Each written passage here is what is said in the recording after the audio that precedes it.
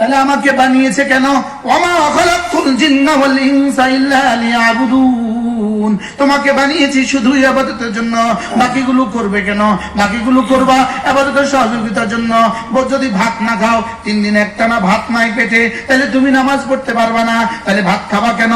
নামাজের জন্য। এবার গরু পালবা কেন? দুধ না খেলে শক্তি হবে না, তাহলে নামাজ পড়বা কিভাবে? এবার দুধ পালবা। এবার মুরগি পালবা কেন? মুরগি না হলে ভাত খাবা কি দিয়া? ভাত না খেলে মসজিদে যাবা কি দিয়া?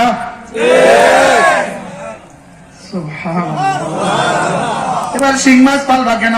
শিং মাছ না পারলে ভাত খাবে কি দিয়া? ভাত না খেলে মসজিদে যাবা কি দিয়া?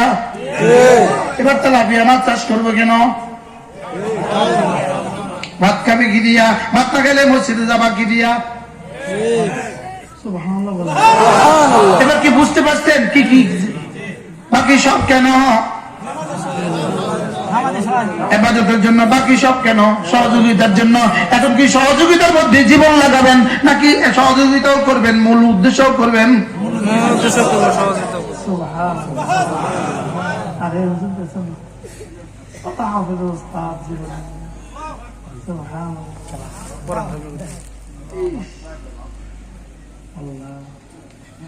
দোয়া চাই, আল্লাহ নি দয়া করে মাফ করে দেয়।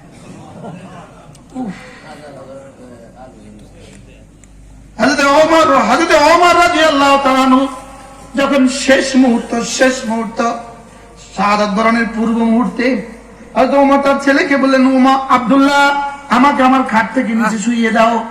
আব্দুল্লাহ খাদ্দি আলাল আরদে, আমার গালটা জমিনে রেখে দাও।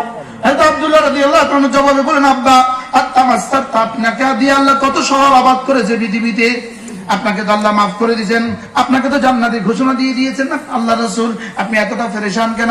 হযরত ওমর বলেন, লা উরিদুল আজরা ওয়ালা হিজরা, আমি তো পুরস্কার আর তিরস্কার কিছুই চাই না, আমি শুধু চাই লিকা ইয়ারহামানি রাব্বি,